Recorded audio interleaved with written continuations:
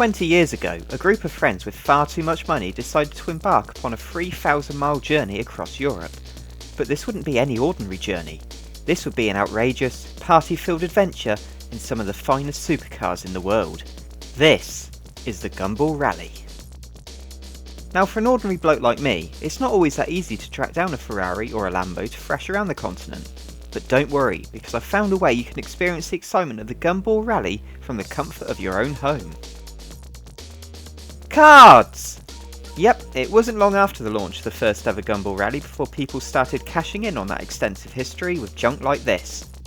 Top Trumps. No, nothing to do with that trump. It's actually a card game that was very popular in the UK around this time. There are literally lots of different versions of Top Trumps. Cars, birds, dinosaurs, cakes? Candy Crush?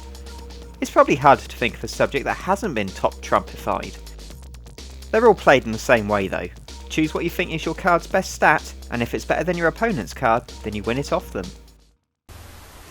Gee whiz. Top speed 50 miles an hour. Beat that. As you learn the cards, you work out which stats are good and which are useless. As a result, some are more OP than others, so there's a bit of strategy involved. And that's all there is to it really. You keep going until one of you has all the cards. Hours of fun. Sadly, Top Trumps isn't as cool and hip as it used to be. Personally, I blame video games, and that nice little segue brings me onto this, Gumball Rally 3000 for the PlayStation 2. This came out in 2002, and the first thing you notice is, well, it's two things really. Yeah, you can probably guess this isn't exactly a PG rated game, but then that's the point of the Gumball Rally. Fast modified cars, lots of parties, and fast modified women. Putting aside the boobies, you have to think the Gumball Rally could be turned into a pretty decent game. Get some cool cars, drive at high speed and power your way through the streets of Europe, all while trying to avoid the local authorities. Sounds awesome! Now that I've hyped it up, let's see if this game actually delivers. So you've got a few different options on the menu. Obviously the top one is the main game, so let's quickly see what else is on offer before we start that. Oh. Okay, what about this one? Ugh! It's one of those games where you've got to unlock everything first. You have to have fun in the order we tell you. That doesn't sound very Gumball. Whatever, let's just jump into the main game. In fairness, you do get a reasonable choice of different cars here, although there are plenty more that need to be unlocked. I think they missed a trick here though. One of the big things about the Gumball Rally is the custom cars, but in the game there's no opportunity to do anything to yours. You can't bolt in a bigger engine, or put in a banging sound system, or even change the colour. It's been a little bit lacking so far, but hopefully the gameplay will get this back on track.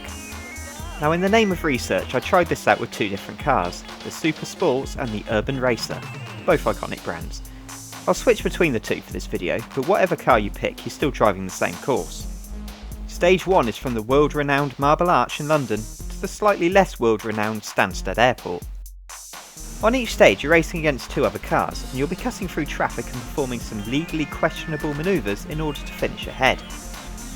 Unfortunately, it seems someone has tipped off the local Rozzers, and their police cars are sat waiting for you to speed past so they can give chase. In these early stages they're quite slow, but as you progress through the game they're able to keep up, so the best thing to do is ram them out of the way until they fly off into space.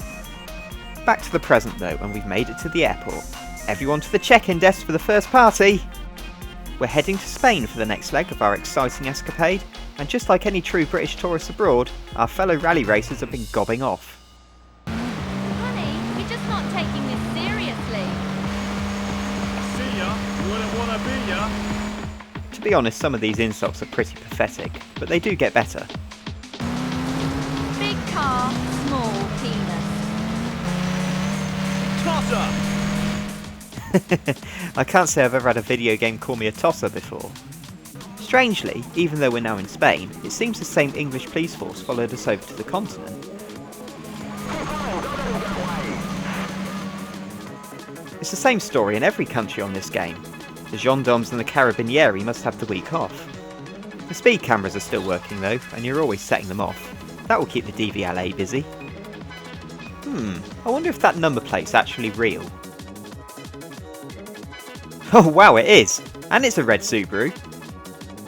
It doesn't seem to have been taxed since 2002 though. No wonder the police won't leave me alone. Anyway, you get the idea with this now. You continue in the same vein, steadily making your way towards Germany, at which point you turn around and come back again. all while constantly partying along the way. Or that's the plan, because long before this point you'd probably have turned the game off and thrown the disc in the oven. It's no exaggeration to say this might be the most infuriating game I've ever played. Every time you have the slightest crash it seems to result in some spectacular and colossal accident. And because you're up against the clock, if that happens you may as well give up and start the stage again. Except you can't because there's no reset option. You're forced to wait for the time to run out before you can try again. Combine that with oncoming traffic, narrow streets and unrelenting police, oh my god, it drives you mad! There's not that many stages in this game, but because you spend so long replaying each one, it takes an eternity to get through. If I'm honest, that's the real reason I did this for 2 cars. I got so upset with the super sports car I turned the game off, ignored it for 2 weeks, then decided to try one of the slower cars to see if it was any easier. And it was a bit, but not much. So Switzerland was as far as I got. I can't tell you what happens at the end because I don't have the patience to complete it. It's not even that bad a game really, but I've never really got on with these arcade style race the clock things. I don't enjoy having to keep redoing the same stage because I cocked it up halfway through. If you don't mind these sorts of games, then you might find it alright. I'm going back to Top Trumps though. Wanker!